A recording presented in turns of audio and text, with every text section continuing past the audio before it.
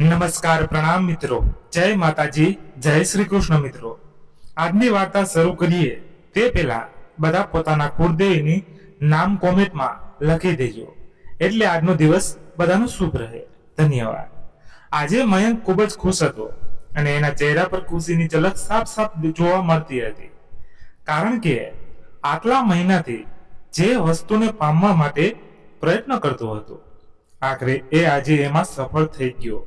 આજના દિવસથી જ મયંક પોતાની જિંદગીની નવી શરૂઆત કરવા જઈ રહ્યો હતો, પરંતુ કોઈ જાણતું ન હતું કે આ નવી શરૂઆત એના જીવનની સૌથી કઠિન પરીક્ષા સાબિત થશે.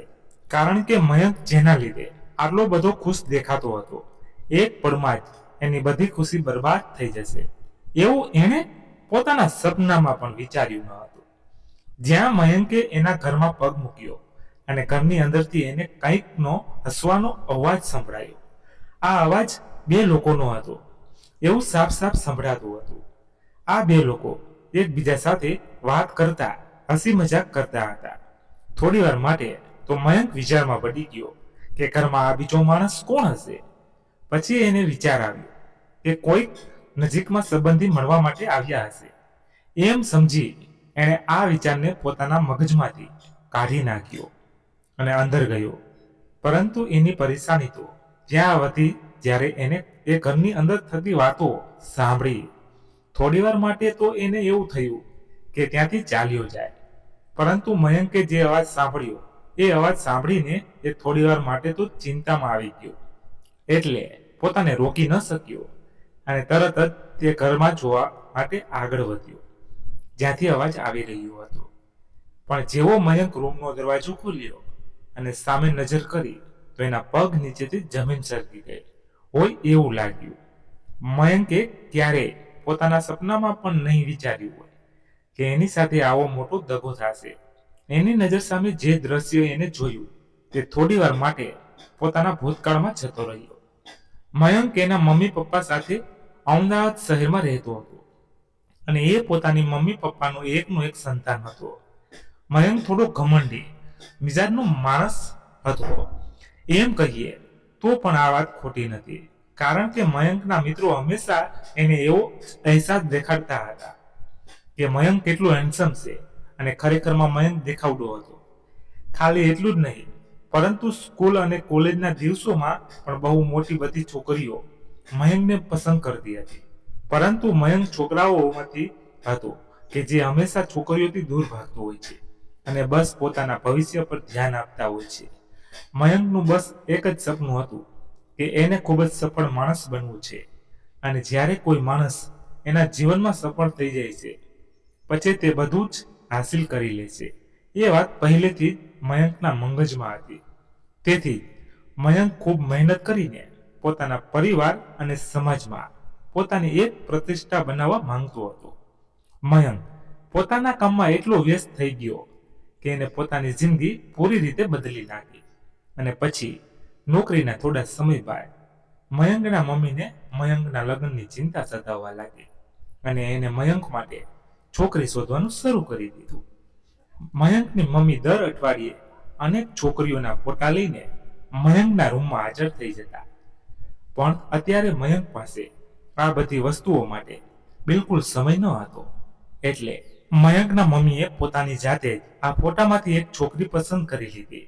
આ છોકરીના બધા જ ફોટોમાંથી એને આ છોકરી સૌથી વધારે પસંદ આવી હતી. એટલે તરત જ છોકરીનો ફોટો લઈને મયંક પાસે આવી ગયા. મયંકે ફોટા તરફ એક નજર કરી તો આ છોકરી દેખાવમાં ખૂબ સુંદર લાગતી હતી. એટલે મયંક પણ પોતાની મમ્મીને હા પાડી દીધી. મયંકની આ સાંભળતા જ એના મમ્મીની ખુશીનું કોઈ ઠેકાણું ના રહ્યું, અને મયંકના મમ્મી હર વખતે મયંકની સામે આ છોકરીના વખાણ જ કર્યા કરતા હતા, અને તેઓ એમ પણ કહેતા કે આ છોકરી આપણા ઘરમાં વહુ બનીને આવી જશે તો આ ઘર અને તારી જિંદગીને સ્વર્ગ જેવું બનાવી દેશે. પોતાના મમ્મીના મોઢેથી એ છોકરીની આટલી બધી પ્રસન્નતા સાંભળીને મયંક પણ ખુશ થઈ ગયો કે છોકરી દેખાવમાં તો ખરેખર સુંદર હતી, અને મયંકને પણ આવી જ છોકરી જોઈતી હતી. મયંકના મમ્મીએ એને એક બે વાર પૂછ્યું પણ ખરા કે તું એકવાર આ છોકરીને મળી લે, પરંતુ મયંક પાસે એટલો સમય ન હતો, કારણ કે એ પોતાના ઓફિસના કામમાં ખૂબ વધારે વ્યસ્ત હતો. એટલા માટે મયંક આ છોકરીને એકવાર પણ મળી શક્યો ન હતો. મયંકે તો બસ આ છોકરીનો ફોટો જોઈને જ આ સંબંધ માટે હા કરી દીધી હતી. એના મમ્મી એ ઘણીવાર એને છોકરીને મળવા માટે સમજાવ્યું, પણ એ હર વખતે નવા બહાના કરીને એની મમ્મીની વાતને ટાળી દેતો હતો. પછી તો એના મમ્મીએ છોકરીવાળા પક્ષને ફોન કરીને આ સંબંધ માટે હા પાડી દીધી અને યોગ્ય મુહૂર્ત જોઈને એમના દીકરા મયંકની સગાઈની તારીખ પણ લેવાઈ ગઈ. મયંકને એક તો ફક્ત આ દિવસે એની સગાઈ છે એટલું જ જણાવવામાં આવ્યું હતું, કારણ કે તે પોતાના કામમાં એટલો વ્યસ્ત હતો કે તેના પોતાના પ્રસંગમાં એનું કોઈ પણ પ્રકારનું ધ્યાન ન હતું. નક્કી કરેલી તારીખ મુજબ મયંકના ઘરે એની સગાઈ ગોઠવવામાં આવી હતી. મહેમાનો આવવાના શરૂ થઈ ચૂક્યા હતા અને જેવો મયંક પોતાની સગાઈ માટે આવ્યો અને એને પોતાની થનારા મંગેતરને જોઈ અને જાણે તો જોતાની સાથે એની આંખો ચાર થઈ ગઈ, કારણ કે એને જે છોકરી પસંદ કરી હતી એ ફોટામાં તો ખૂબ સુંદર લાગતી હતી, પણ હકીકતમાં તો એ વજનમાં ખૂબ વધારે હતી અને એને જોતા જ મયંકના તો જાણે મોતિયા મરી ગયા હતા. એને એવું લાગ્યું, કારણ કે એને ક્યારેય પણ એવું વિચાર્યું ન હતું કે એને આવી છોકરી સાથે લગ્ન કરવાના થશે. એક પણ મિનિટનો વિલંબ કર્યા વગર એ પોતાના મમ્મીને આમ તેમ શોધવા લાગ્યો. એને જોયું તો એના મમ્મી છોકરીવાળા સાથે બેસીને વાતચીત કરી રહ્યા હતા, એટલે એ પોતાના મમ્મીને એક તરફ લઈ ગયો અને એમને કહેવા લાગ્યો, મમ્મી આ બધું શું છે? તમે જરાક તો વિચાર કરો, આ છોકરી કેવી રીતે મારી પત્ની બની શકે? મને આ છોકરી બિલકુલ પસંદ નથી. હું આના સાથે સગાઈ નહીં કરું. મયંકની આવી વાત સાંભળતા તેના મમ્મી મીનાબેન તો આશ્ચર્યચકિત થઈ ગયા, કારણ કે એણે આ સંબંધ નક્કી કરતા પહેલા કેટલી વાર એના દીકરાને પૂછ્યું હતું. પછી તો એ પણ થોડા હારા થયા અને એના દીકરાને કહેવા લાગ્યા, મયંક તું શું આ સંબંધને કોઈ રમત સમજીને રાખ્યો છે? તું જે કહી રહ્યો છે એ હવે શક્ય નથી, કારણ કે આ લોકો સાથે મેં બધી જ વાત નક્કી કરી લીધી છે અને હવે એમાં હું તારી કોઈ પણ વાત સાંભળી નહીં શકું અને આ મારો છેલ્લો નિર્ણય છે. અને જો મારા ના પાડવા છતાં પણ તું આ સગાઈ માટે રાજી નહીં થાય તો તું મારું મરેલું મોઢું જોઈશ. હવે તું જ વિચારી લેજે. પોતાના મમ્મીના આવા શબ્દો સાંભળી મયંક પણ અસમજમાં મુકાઈ ગયો, કારણ કે એક તરફ પોતાના મમ્મીની વાત અને બીજી તરફ એની પોતાની જિંદગી. હવે તો એ મનમાં ને મનમાં ખૂબ અફસોસ કરતો રહ્યો કે કાશ એને એક દિવસ આ છોકરીને મળી લીધું હોય તો આજે આ દિવસ ન આવત. થોડી વાર માટે તો મયંક બહાર ન ગયો. સગાઈનું મુહૂર્ત પણ પસાર થતું હતું. આસપાસ આવેલા મહેમાનો સતત મયંક વિશે પૂછતા હતા. પછી તો મયંકનો એક મિત્ર તરત જ મયંકને બોલાવવા માટે આવ્યો. મયંકને નિરાશ બેઠો જોઈને એ પણ એને પૂછવા લાગ્યો, એટલે મયંકે પોતાની મૂંઝવણ એના મિત્રને કહી સંભળાવી. થોડી વાર માટે તો એના મિત્રને પણ કોઈ વિચાર ન આવ્યો અને પછી એને એમ કહીને મયંકને સમજાવી દીધો કે મયંક, આટલી નાની વાતમાં તું ચિંતા શું કામ કરે છે? અને હું તો કહું છું કે તું આ છોકરી સાથે લગ્ન કરી લે. મેં બહાર સાંભળ્યું છે કે આ છોકરી ખૂબ સમજદાર અને ડાહી છે. એ શાંતિથી તારું ઘર સાચવી. અને રહી વાત તારી, તો થોડા દિવસ માટે તું એની જોડે વાતચીત કરવાનું બિલકુલ બંધ રાખજે અને ધીમે ધીમે કરીને એને હેરાન કરવાનું શરૂ કરી દેજે, જેથી એ સામેથી તને છોડવા માટે તૈયાર થઈ જશે અને તારી આ પ્રોબ્લેમ પણ સોલ્વ થઈ જશે. પોતાના મિત્રની વાત સાંભળી મયંકને પણ આ બાબતમાં કંઈક વિચારવા જેવું લાગ્યું, એટલે એ પણ તરત જ એના મિત્ર સાથે બહાર મહેમાનોની વચ્ચે પહોંચી ગયો. મયંક અને એની મંગેતર મયુરી બંનેની સગાઈ પણ થઈ ગઈ. મયુરીએ તો મયંકને એક જ નજરમાં પસંદ કરી લીધો હતો અને એ તો મધ્યમ વર્ગીય પરિવારની ખૂબ જ આજ્ઞાકારી દીકરી હતી. ભલે એને ભણતર વધારે નહોતું લીધું, પરંતુ હર એક વસ્તુમાં એ નિપુણ હતી. મયંકને એની આવડત અને એના સંસ્કારથી કોઈ પણ પ્રકારના લેવા દેવા ન હતા. એ તો ફક્ત આ મુશ્કેલીમાંથી બહાર નીકળવા માટે અત્યારે આવા ખોટા ઢોંગ કરી રહ્યો હતો. સગાઈ પૂરી થયા બાદ બધા મહેમાનો પોતાના ઘરે જવા માટે રવાના થયા અને મીનાબેન મયંક અને મયુરીને થોડી વાર એકબીજા સાથે વાતચીત કરવા માટે કહ્યું. પરંતુ એ જ સમયે મયંકે પોતાની ઓફિસેથી એક ફોન આવે છે એટલું કહીને ત્યાંથી નીકળી ગયો. એટલે પરિસ્થિતિને સંભાળતા મીનાબેન એના દીકરા વિશે મયુરીને કહેવા લાગ્યા, જો બેટા તું આવી રીતે રહેવાની તો આદત પાડી જ લેજે, કારણ કે મારો દીકરો એના કામ સાથે ક્યારેય કોમ્પ્રોમાઇઝ નથી કરતો. એટલે મયુરી પણ ચહેરા પર સ્મિત લાવી નજર નીચે કરીને ત્યાંને ત્યાં જ ઊભી રહી. એ બિચારીને તો એ પણ ખબર ન હતી કે મયંક તેની સાથે ક્યારેય કોઈ પણ પ્રકારની વાતચીત નહીં કરે. દિવસો આવી જ રીતે પસાર થતા રહ્યા અને જો મીનાબેન મયંકને મયુરી વિશે કંઈક વાતચીત કરે તો મયંક તેની વાતને નકારીને બસ પોતાના જ કામમાં લાગેલો રહેતો અને એમને એમ ખોટું બોલીને એવું સમજાવી દે કે એને મયુરી સાથે દરરોજ વાત થતી રહે છે. અને જો ક્યારેક મયુરીનો મીનાબેન પર ફોન આવે તો મીનાબેન મયુરીને પણ મયંકના બાબતમાં પ્રશ્ન પૂછે, પરંતુ મયુરી મીનાબેનની ભાવનાઓને તોડવા માંગતી ન હતી. એટલે એ પણ દરરોજ વાત થાય છે એવું ખોટું બોલીને પોતાના મનની સાથે પણ ખોટું કરતી હતી.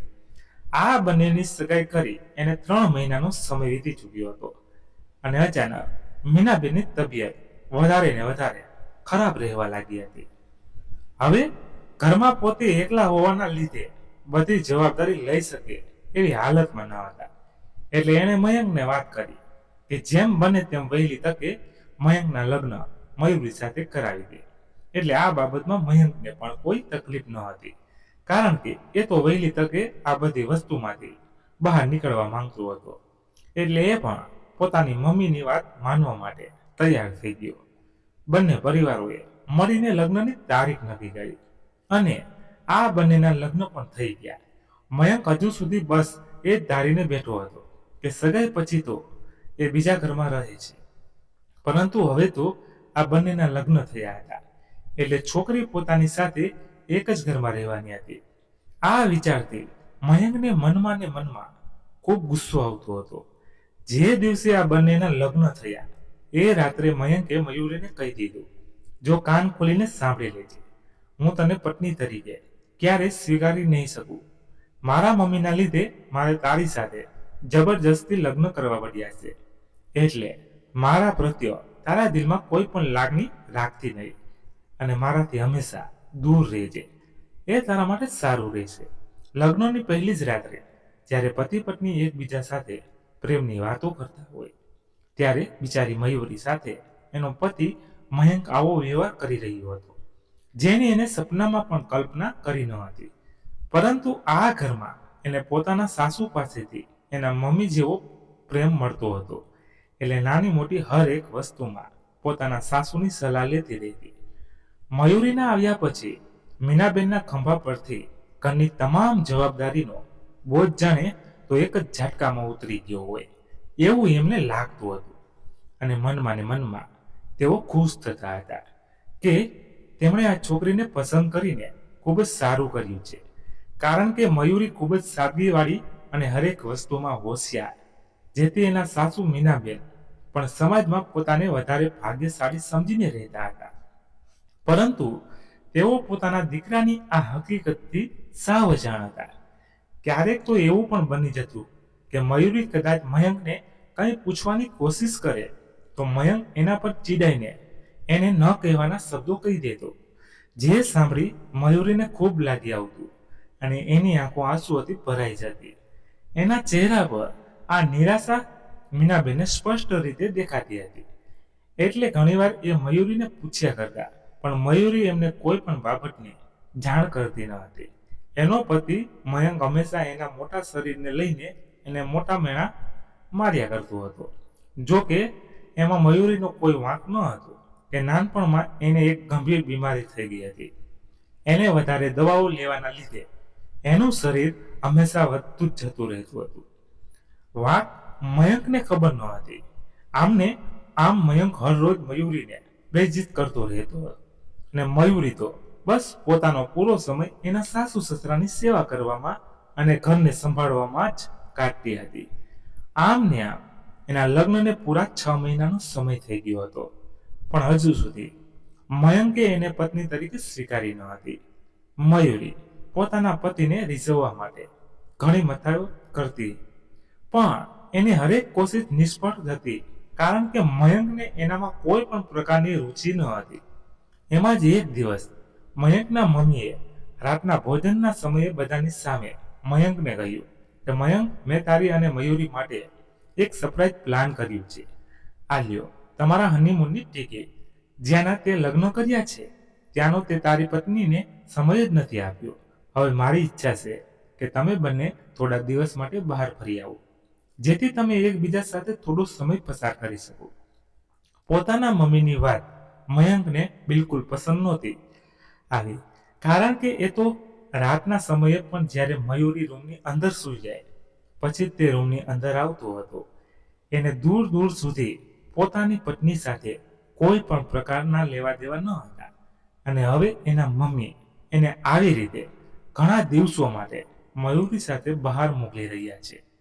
એ વિચારીને જ એ પોતે મનમાં ખારો થતો હતો, પરંતુ પોતાના મમ્મીને એ કોઈ વાત જણાવી શકે એમ ન હતો, કારણ કે એ તો બસ એ જ મથામણમાં લાગ્યો હતો કે ગમે તે રીતે મયુરીને હેરાન કરે અને મયુરી સામેથી જ એનું ઘર છોડવા માટે તૈયાર થઈ જાય. પણ એના આટલા હેરાન કરવા છતાં પણ મયુરીએ આજ સુધી એને એક પણ શબ્દ કહ્યો ન હતો. પછી તો એના મમ્મીના કહ્યા મુજબ આ બંનેને બહાર ફરવા માટે જવું પડ્યું. આ બંનેના ચહેરા પર કોઈ પણ પ્રકારનો હરખ મીનાબેનને જોવા મળતો ન હતો, એટલે એ પણ થોડા મુશ્કેલીમાં મુકાયા કે એમણે એવું તો શું કર્યું કે દીકરો અને વહુ ખુશ નથી રહેતા. મીનાબેન આ માટે બંને માટે એક સરસ મજાની જગ્યાનો પ્લાન કર્યો હતો. તેનું વાતાવરણ જોઈ ભલભલાનો મગજ શાંત થઈ જાય એવું હતું. આ બંને જ્યાં પર તો પહોંચી ગયા, પણ મયંકે એને ખૂબ કડવા શબ્દોમાં કહી દીધું કે મારી મજબૂરી હતી કે મારે તારી સાથે અહીંયા આવવું પડ્યું, પણ તું બીજું કંઈ વિચારતી નહીં, અને ખબરદાર જો તે મારી આસપાસ ભટકવાની પણ કોશિશ કરી છે તો. એટલે મયુરી તો બસ નીચું જોઈને હંમેશાની જેમ એની વાતો સાંભળતી હતી. રાતના સમયે જ્યારે બંને જમવા માટે નીચે રેસ્ટોરન્ટમાં ગયા, ગામડામાં રહેલી મયુરીને આવી મોટી હોટલોનો કોઈ અનુભવ ન હતો, એટલે એ તો બિચારી મનમાં અને મનમાં ગભરાતી હતી, અને એને જે પણ વિચાર આવતા હતા કે જો એના પતિને આ વાતની ખબર પડશે તો તે ફરી એના પર ગુસ્સે થશે. એટલે અચકાતા એને પોતાના જમવાની પ્લેટ લઈને ટેબલ પર જમવા બેઠી. ત્યાંનું વિદેશી ખાવાનું એને આજ સુધી જોયું પણ ન હતું, એટલે થોડી વાર તો એ ફક્ત ડીશ સામે નજર કરીને જ બેઠી રહી, અને મયંક તો પોતાની રીતે જમી રહ્યો હતો. થોડી વાર રહીને મયુરીએ શાંતિથી પોતાનું જમવાનું શરૂ કર્યું, પરંતુ એને એ ભોજન કેવી રીતે ખાવું એ સમજાતું ન હતું. ત્યાં જ મયંકની નજર એના પર પડી, અને એને જોયું કે મયુરીની સરખી રીતે જમતા પણ નહીં આવડતું. એટલે એને એવી તીખી નજરે મયુરી સામે જોયું કે મયુરીના હાથમાંથી વસ્તુ નીચે પડી ગઈ અને એના કપડાં ખરાબ થઈ ગયા. આ જોતા મયંકે એકાએક ગુસ્સે થઈ ગયો અને ઊભો થઈને પોતાના રૂમમાં જતો રહ્યો. હજુ તો મયુરી ફક્ત એક બટકું જ ખાવાની કોશિશ કરતી હતી, ત્યાં આવું બની ગયું. એટલે એ પણ જમવાનું પડતું મૂકીને તરત જ મયંકની પાછળ રૂમ સુધી પહોંચી ગઈ. જો એણે રૂમની અંદર પગ મૂક્યો તો મયંક એના પર તૂટી પડ્યો અને કહેવા લાગ્યો, અરે થોડી તો શરમ કર, આવી અભણ, અને જો મારા મમ્મીએ મને કેમ ભટકાવી દીધી એ જ સમજાતું નથી. તારા લીધે મને ક્યાંક બહાર જવું નથી ગમતું. એ ગુસ્સામાં ન બોલવાના વેણ બોલી રહ્યો હતો, અને મયુરી તો બસ નીચું જોઈને રડી રહી હતી. પછી તો મયંક રૂમની બહાર નીકળી ગયો અને કલાકો સુધી પણ રૂમમાં આવ્યો ન હતો, અને મયુરી બસ ત્યાં ને ત્યાં જ બેઠી રહેતી રહી, કારણ કે એને આજ સુધી આવો કોઈ અનુભવ નહોતો કર્યો. એટલે એનાથી આવી નાનકડી એવી ભૂલ થઈ ગઈ હતી. પણ એનો પતિ એ વાતને સમજવાને બદલે એના પર ગુસ્સે જ થયા કરતો હતો. એનું એને ખૂબ જ દુઃખ લાગતું હતું. મોડી રાત થઈ ચૂકી હતી, પણ મયંક હજુ સુધી રૂમમાં આવ્યો ન હતો. એટલે મયુરી બસ દરવાજા તરફ પોતાની નજર કરીને એની રાહ જોઈને બેઠી હતી. ઘણી વાર પછી મયંક પોતાના રૂમની અંદર આવ્યો. મયુરીએ જોયું તો એ નશામાં હતો. એ બસ રૂમની અંદર આવીને પોતાના પલંગ પર જઈને સૂઈ ગયો. એ એટલો નશામાં હતો કે એને કોઈ પણ પ્રકારનું ભાન ન હતું. પોતાના પતિની આવી હાલત જોઈને મયુરીએ તરત જ ઊભા થઈને એને વ્યવસ્થિત રીતે સુવડાવી દીધો અને પછી પોતે પણ બાજુના સોફા પર જઈને સૂઈ ગઈ. સવારે જ્યારે બંને જાગ્યા તો એમને કહેવામાં આવ્યું કે આજે બહાર ફરવા માટે જવાનું છે. આમ તો એ બંને એકબીજા સાથે જ આવ્યા હતા, પણ એમને જોતા કોઈ પણ કહી ન શકે કે આ બંને પતિ પત્ની છે. એવી રીતે રહેતા હતા અજાણી જગ્યા પર. મયુરી ક્યારેય પણ આવી ન હતી. એ તો પહેલી વાર ઘરની બહાર આવી રીતે નીકળી હતી. લોકોની સાથે એ પણ કહ્યા મુજબ આમ તેમ ફરતી હતી અને મયંક તો એને મૂકીને બસ આગળ આગળ દોડાઈ જતો હતો. એટલી જ વારમાં મયુરીની નજર રસ્તા પર પડી તો 1-2 વર્ષનું નાનકડું બાળક રસ્તા પર આમ તેમ ફરી રહ્યું હતું અને મયુરી તરત જ એને ગાડીઓના અવર જવરમાંથી બચાવવા દોડી.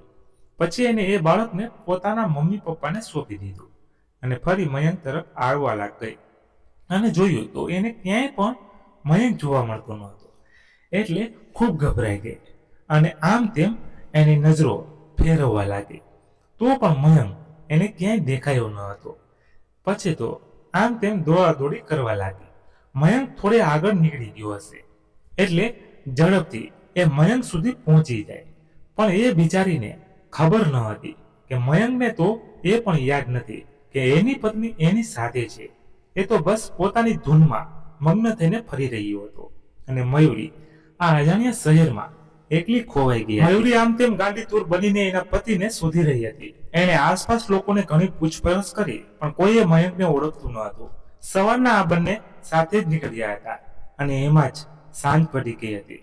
છતાં મયુરી એ જ જગ્યા પર હતી અને મયંક હજુ સુધી એની પાસે આવ્યો ન હતો. પોતે એકલી જ અહીંયા રહી ગઈ છે અને એને અહીંયાથી કંઈ ખબર નથી એ વિચારીને એ ખૂબ રડી રહી હતી. એટલી જ વારમાં એની જ હોટેલમાં સ્ટે કરેલ એક મહિલા એને ઓળખી ગઈ અને એને રડતા જોઈને એ મયુરીને પૂછવા લાગી.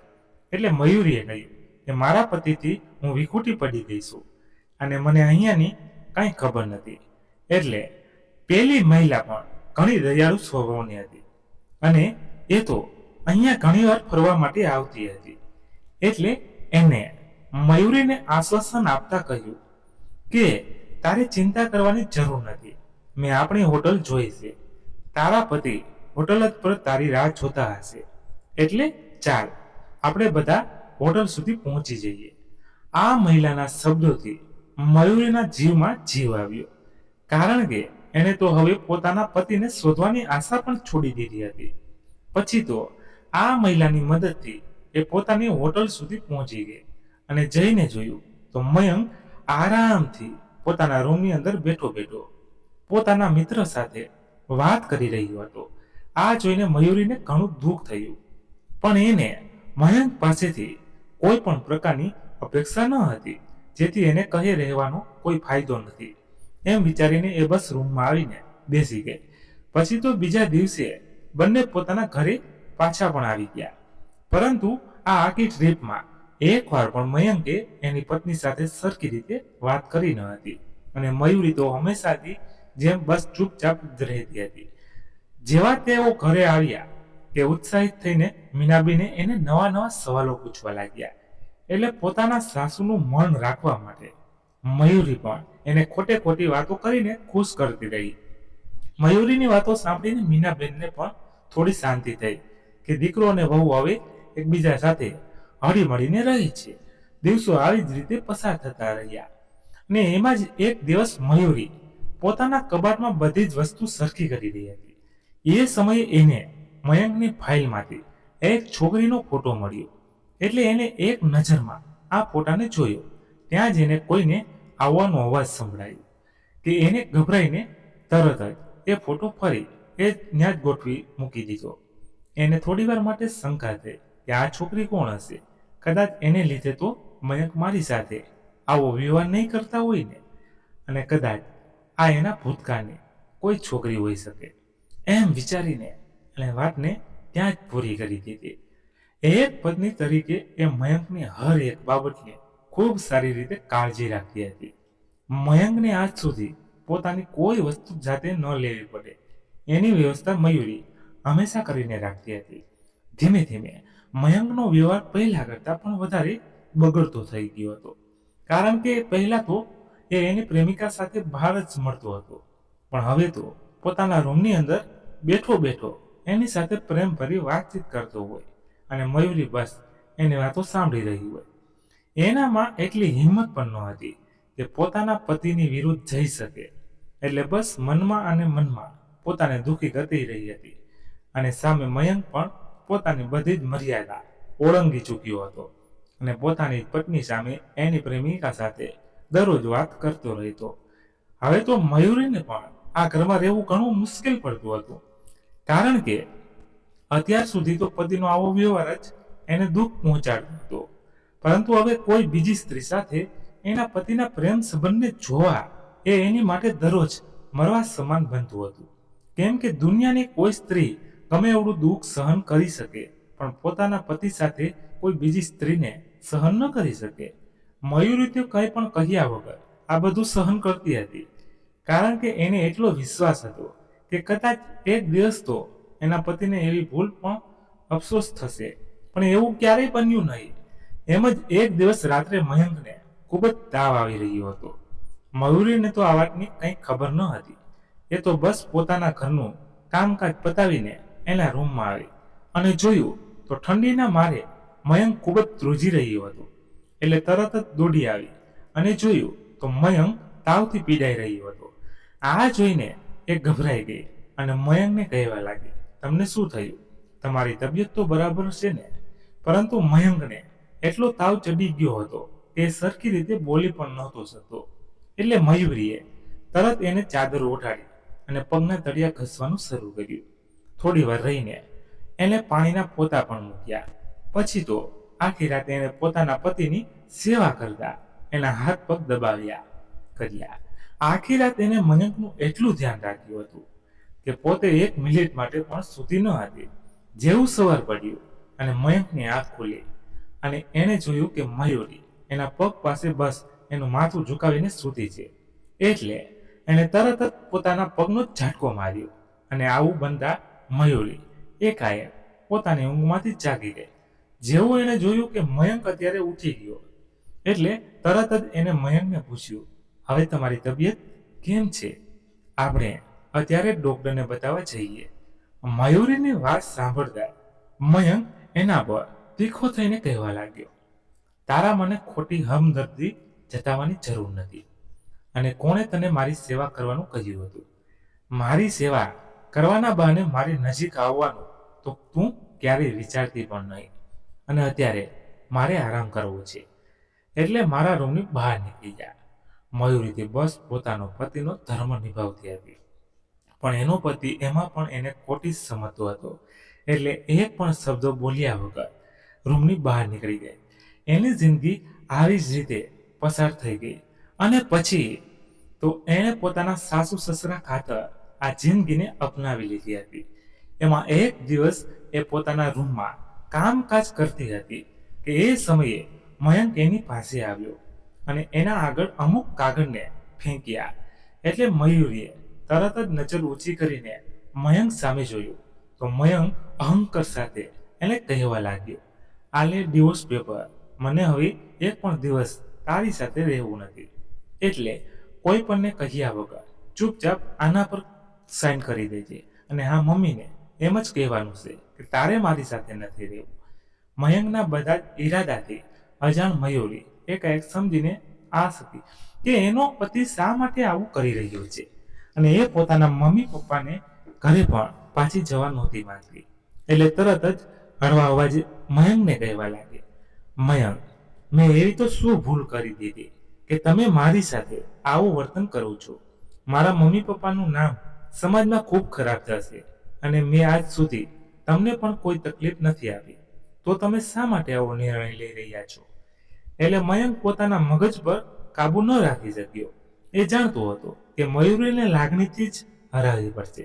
એટલે એને મયુરીને બધું જ સાચે સાચું કહી દીધું કે તારી જેવી છોકરી ક્યારેય મારી પત્ની ના બની શકે, પરંતુ મારા મમ્મીના લીધે મારે આ સંબંધ કરવો પડ્યો હતો અને હવે હું કોઈ બીજી છોકરીને પ્રેમ કરું છું અને એની સાથે લગ્ન કરવા માંગુ છું. જો તું મને ખરેખર ખુશ જોવા માંગતી હોય તો મારા નિર્ણયને માની લે અને મમ્મી પપ્પાને એવું કહી દે કે તારે મારી સાથે નથી રહેવું. બાકી મને ખબર છે કે મારે હવે શું કરવું. મયંકના આવા શબ્દો સાંભળી મયુરી હવે સમજી ગઈ હતી કે દરરોજ આવી રીતે ઘૂંટી ઘૂંટીને જીવવા કરતા આમાંથી બહાર નીકળી જવું સારું રહેશે. અને એમાં પણ હવે મયંકની ખુશી માટે એ આ સંબંધને પૂરો કરવા માટે તૈયાર થઈ ગઈ હતી. એટલે તરત જ એણે આ પેપર્સ પર સાઇન કરવા માટે હા પાડી દીધી. પછી તો તે એનો જવાબ સાંભળતા મયંક ખુશ થઈ ગયો અને તરત જ એના મમ્મીને બોલાવી લાવ્યો. જેવા આ મીનાબેનને ખબર પડી કે એની વહુ હવે આ ઘરમાં રહેવા નથી માંગતી, એ સાંભળી જાણે તો એમના હોશ જ ઉડી ગયા. કારણ કે એમણે તો પોતાની વહુને રાખવામાં કોઈ પણ પ્રકારની કમી નહોતી રહેવા દીધી. એટલે મીનાબેન પણ આ વખતે પહેલી વાર મયુરી પર ગુસ્સે થઈ ગયા અને એને કહેવા લાગ્યા કે શા માટે આવું કરી રહી છે. પણ મયંકની ખુશી ખાતર મયુરી એના સાસરીવાળા સામે ખરાબ બનવા માટે તૈયાર થઈ ગઈ હતી. કારણ કે જાણતી હતી કે એ ક્યારે પણ મયંકને પતિ તરીકે નહીં પામી શકે. એટલે થાકી હારીને એને આ નિર્ણય માની લીધો હતો. મીનાબેન તો મયંક અને મયુરી પણ ઘણા ગુસ્સે થયા અને પોતાના રૂમમાં ચાલ્યા ગયા. એટલે મયંક એ પણ મયુરીને કહ્યું કે મમ્મી થોડા દિવસોમાં સમજી જશે, આપણે કાલે સવારે જઈને બધી પ્રોસેસ પૂરી કરી દેશું. એટલે મયુરી બસ હા એટલું જ જવાબ આપીને ત્યાંથી નીકળી ગઈ. રૂમની અંદર જઈને એ ચોધાર આંસુએ રડવા લાગી. કારણ કે અત્યાર સુધી એની સાથે મયંકે જે કંઈ વહીવટ કર્યો હતો એમાં એનો કંઈ પણ વાંક ન હતો. એટલે ખૂબ દુઃખી થઈ રહી હતી. અને એની બીજી તરફ મયંક બસ કાલે જ આ મુસીબતમાંથી અલગ થઈ જશે એ વિચારીને મનમાં ને મનમાં ખૂબ ખુશ. પછી તો એને પોતાના બધા મિત્રોને મળીને પાર્ટી કરી અને કાલ સવારે મયંકની બધી જ તકલીફ પૂરી થઈ જશે એમ કહેતો એ બસ ડાન્સ જ કરતો રહ્યો. મિત્રોને મળ્યા બાદ એ પોતાની પ્રેમિકા એટલે કે વિશાખાને આ બધી ગુડ ન્યૂઝ આપવા માટે જતો રહ્યો. પછી એને થયું કે હું સીધો એને સરપ્રાઈઝ આપીને આ બધી વાત કરીશ. એટલે તરત જ વિશાખાને ઘરે જવા માટે નીકળ્યો. પરંતુ ત્યાં જઈને એને જે દ્રશ્ય જોયું એ જોઈને તો જાણે એની આંખો ચાર થઈ ગઈ. વિશાખા કોઈક બીજા માણસ સાથે પોતાના ઘરમાં બેઠી બેઠી જે વાત કરી રહી હતી એ સાંભળી થોડી વાર માટે તો મયંકને એના કાન પર વિશ્વાસ ન આવ્યો કે આ બધું શું થઈ રહ્યું છે. વિશાખા એની સાથે બેઠેલ માણસને કહી રહી હતી કે જોયું ને, મેં કીધું હતું ને કે આને બકરો બનાવવો ખૂબ જ સરળ છે. મેં એને પ્રેમમાં ખોટા નાટકો કરીને એની બધી જ પ્રોપર્ટી મારા નામે કરાવવા માટે મનાવી લીધો. બિચારો મયંક એ પણ નથી જાણતો કે હું તો ફક્ત એના પૈસા ખાતર જ એની સાથે રહેતી હતી. એટલે એની બાજુમાં બેઠેલો માણસ હસતો હસતો વિશાખાને કહેવા લાગ્યો, ખરેખર બેબી માનવું પડે હો, તારા ટેલેન્ટ તો ઘણું છે, પણ હવે ઝડપથી આ મયંક પાસેથી બધું ઝડપી લે અને ફરી એને ડિવોર્સ દઈને મારી પાસે આવતી રહે. પછી આપણે બંને દૂર ક્યાંક વિદેશમાં જતા રહીશું. એટલે વિશાખા પણ હસતી હસતી કહેવા લાગી, બસ થોડા જ મહિના એ બહુ જલ્દી એની પત્નીને ડિવોર્સ દઈ રહ્યો છે. પછી હું એની સાથે કોર્ટ મેરેજ કરી લઈશ અને થોડા મહિના એની સાથે રહીને એને છોડી દઈશ અને પછી એના પર એવો આરોપ લગાવીશ કે એની બધી જ માલ મિલકત એને મારા નામે કરી દેવી પડશે. એટલે એ આવી જશે રોડ ઉપર અને આપણે આવી જશું બંગલામાં. આવું કહેતા બંને એકબીજા સાથે હાથથી તાળીઓ પાડતા જોર જોરથી હસતા હતા. આ સાંભળીને મયંક તો થોડી વાર માટે સમજી ન શક્યો કે એની સાથે શું થઈ રહ્યું છે. પછી તો એક પણ મિનિટનો વિલંબ કર્યા વગર ઘરની અંદર આવી ગયો.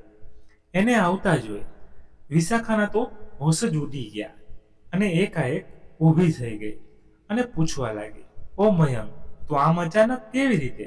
પરંતુ મયંકના ચહેરા પર ગુસ્સાના હાવભાવ વિશાખાને સ્પષ્ટ રીતે દેખાતા હતા.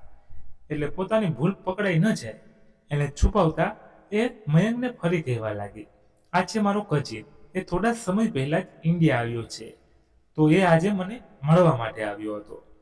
વિશાખાને એટલું ખોટું બોલતા જોઈ મયંક હવે પોતાના ઉપર કાબુ ન રાખી શક્યો અને વિશાખાને કહેવા લાગ્યો, મને જો તારી હકીકતની ખબર હોય તો હું તારી સાથે ક્યારેય પણ સંબંધ ન રાખત.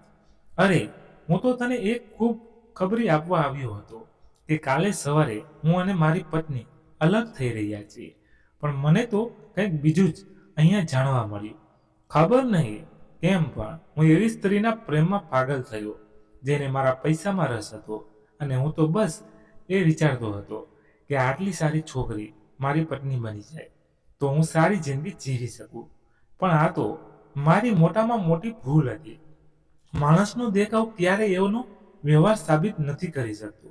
બસ આટલું કહી એ ઘરની બહાર નીકળી ગયો અને વિશાખા એની પાછળ દોડીને ગઈ, પણ મયંકને એની ગાડીમાં બેસીને ત્યાંથી નીકળી ગયો.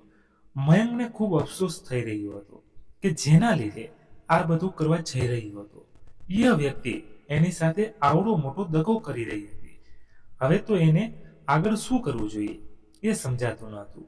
એટલે ઘણી કલાકો સુધી તો ઘરે ન ગયો, અને જ્યારે રાતના સમયે એ પોતાના ઘરે ગયો અને જોયું તો ઘરનું વાતાવરણ એકદમ શાંત હતું. પોતાના રૂમની અંદર જોયું તો દરરોજની જેમ સોફા પર એની પત્ની મયુરી સૂતી હતી. એટલે એ પણ ફ્રેશ થઈને સૂવા માટે ગયો અને એની નજર એના બેડની બાજુમાં ટેબલ પર પડી તો ત્યાં એક કાગળ પડ્યો હતો જેમાં મયંકની બધી જ જરૂરી ચીજ વસ્તુઓની યાદી એની પત્નીએ બનાવીને રાખી હતી. કારણ કે આજ સુધી તો મયુરી જ મયંકની બધી જ બાબતોનું ધ્યાન રાખતી હતી, પણ કાલ સવારથી એ હવે આ ઘરમાં નહીં રહેવાની, જેથી એના પતિને તકલીફ ન પડે એના માટે એણે પહેલાથી જ એ બધી વ્યવસ્થા કરી નાખી હતી. આ બધું જોઈને મયંક થોડી વાર માટે તો વિચારમાં પડી ગયો કે જે કંઈ પણ કરી રહ્યો છે એમાં એ સાચો છે કે નથી. પછી એને એક નજર એની પત્ની સામે કરી તો મયુરી નિર્દોષ થઈને બસ પોતાની ગાઢ ઊંઘમાં સૂતી હતી. એ આખી રાત મયંકને થોડી વાર માટે પણ ઊંઘ ન આવી અને એના મનમાં સતત સવાલોનું તોફાન ચાલતું હતું. થોડી વાર માટે એનું મન પોતાની પત્નીને ડિવોર્સ આપવાની ના પાડતું હતું, અને બીજી તરફ સમાજની ચિંતા કરીને એની પત્ની એના જેવી સુંદર નથી એ વાત મગજમાં ક્યાંય ને ક્યાંય ફરતી હતી. આ વિચાર કરતા જ એની સવાર પડી ગઈ અને નક્કી કર્યા મુજબના સમયે પર મયુરી તો તૈયાર થઈને મયંકની રાહ જોવા લાગી, પણ એના ચહેરા પર આજે ખૂબ જ ઉદાસી છવાયેલી હતી. પછી તો જેવો મયંક એની પાસે આવ્યો એટલે તરત જ ત્યાંથી ઊભી થઈ ગઈ અને બહાર જવા માટે નીકળી ગઈ. પણ મયંકે એને કહ્યું કે મયુરી, મારે તારી સાથે એક છેલ્લી વાત કરવી છે, એટલે મન થોડો સમય આપ. પહેલી વાર મયંક આટલો શાંત થઈને એને કંઈક કહી રહ્યો હતો એટલે એને થયું કે આજથી અમે બંને અલગ થઈ જશું, એટલે જતા સમયે એ નક્કી મને કંઈક સલાહ દેવાના હશે. પછી મયંકે એના હાથમાં કવરમાં પેક કરેલી કંઈક વસ્તુ આપી એટલે મયુરી એ થયું કે નક્કી આમાં પહેલા ડિવોર્સ પેપર જ હશે જેમાં મયંકે પોતાની સહી કરી દીધી હશે. એટલે ધીમે ધીમે એને કવરમાંથી રહેલી વસ્તુ બહાર કાઢી અને એને જોઈને થોડી વાર માટે તો મયુરીને કંઈ સમજાયું નહીં કે મેં શા માટે એને આપી રહ્યો છે. મેં એ કવરમાં મયુરીને મંગળસૂત્ર આપ્યું હતું, જે જોઈને મયુરી થોડી વાર માટે વિચારમાં પડી ગઈ. એટલા એના મનમાં થતા પ્રશ્નોના જવાબ આપતા મયંક એને કહેવા લાગ્યો, હા, હું આ તારા માટે લઈને આવ્યો છું. હવે મને મારી ભૂલ સમજાઈ ગઈ છે. હું તો બહારની સુંદરતામાં એટલો આંધળો થઈ ગયો હતો કે તારા સ્વભાવ અને સંસ્કારને ઓળખી ન શક્યો. ખરેખર મારા મમ્મી જે કંઈ પણ તારા વિશે કહેતા હતા એ બધું સાચું હતું, અને હવે હું આજથી તને મારી પત્ની તરીકે સ્વીકારી છું. હવે છેલ્લો નિર્ણય તારો જે કંઈ પણ રહેશે એ મને સ્વીકાર રહેશે. આટલું કહી મેં એક આતુરતાથી મયુરીના જવાબની રાહ જોતો એની બાજુમાં જ ઊભો રહ્યો. અચાનક આવો સુધારો જોઈને એ પણ સમજી ન શકી કે આ હકીકત છે કે કોઈ સપનું જોઈ રહી છે, અને અંતે આ બંનેને એકબીજાએ સ્વીકારી લીધા. પણ પોતાના પતિનો પ્રેમ મળી ગયો અને મયંકે પણ વાસ્તવિકતાને સ્વીકારી લીધી કે માણસનો દેખાવ મહત્વનો નથી હોતો, એનો સ્વભાવ બધા કરતા વિશેષ હોય છે. આજના જમાનામાં એને મયુરી જેવી સંસ્કારી અને પ્રમાણિકતા પત્ની ક્યારેય પણ ન મળી શકે, કારણ કે આજકાલ લોકો બસ પૈસાની પાછળ સંબંધોને દાવ ઉપર લગાવી દેતા હોય છે. એ જ સમયમાં મયુરી જેવી સાદગીવાળી છોકરી મળવી એ ખૂબ નસીબની વાત છે. મિત્રો, આ ઘટના પરથી આપણને એ તો જરૂરથી શીખવા મળ્યું કે આ દુનિયામાં સુંદરતાની પાછળ ભાગવાવાળા લોકો હંમેશા હેરાન જ થાય છે. જેથી દેખાવ કરતા સ્વભાવને હંમેશા મહત્વ આપજો. અને જો આપના જીવનમાં પણ કોઈ એવું વ્યક્તિ હોય જે તમારી ખૂબ જ કાળજી રાખતું હોય, તો એના સ્વભાવને સ્વીકાર કરજો, નહીં કે એના દેખાવને લઈને અવગણજો. કારણ કે સારા સ્વભાવવાળા લોકો હંમેશા કિસ્મતવાળાને જ મળે છે. અને ક્યારેય કોઈ વ્યક્તિને એના દેખાવના લીધે જજ ન કરજો. અંતે મયંકને પોતાની ભૂલ સમજાઈ ગઈ અને સમયસર એણે પોતાનો સંબંધ બચાવી લીધો. પણ હર કોઈ આવો નિર્ણય લેવા માટે સક્ષમ નથી હોતા. જેથી હંમેશા વાસ્તવિકતાને આધારે તમારા જીવનના નિર્ણય કરજો. વહાલા મિત્રો, આ વાર્તા આપને પસંદ આવી હોય તો ખાસ આપણી ચેનલને સબસ્ક્રાઇબ કરવાનું ભૂલશો નહીં, જેથી આવી જ સત્ય ઘટના અને સત્ય ઘટના પર આધારિત વાર્તા આપને સમયસર સાંભળવા મળતી રહે. સાથે સાથે આ વિડીયોને વધારેમાં વધારે લોકો સુધી શેર કરજો, જેથી આ વાર્તા કોઈ બીજા પણ સાંભળવાનો આનંદ મેળવી શકે. જતા જતા કોમેન્ટમાં તમારા શહેરનું નામ જરૂર લખજો. મને ખરેખર બહુ આનંદ થાય છે એ જાણીને કે અમારો વિડીયો દુનિયાના કયા કયા ખૂણે પહોંચી રહ્યો છે. તો એકવાર જરૂરથી કરજો. ધન્યવાદ. ફરી મળીએ નવી વાર્તા સાથે. ત્યાં સુધી તમારા મિત્રો સાથે, પરિવાર સાથે ખુશખુશાલ રહો. જય માતાજી, જય દ્વારકાધીશ, હર હર મહાદેવ મહાદેવ મહાદેવ. જય શ્રી રામ, જય બજરંગ બલી.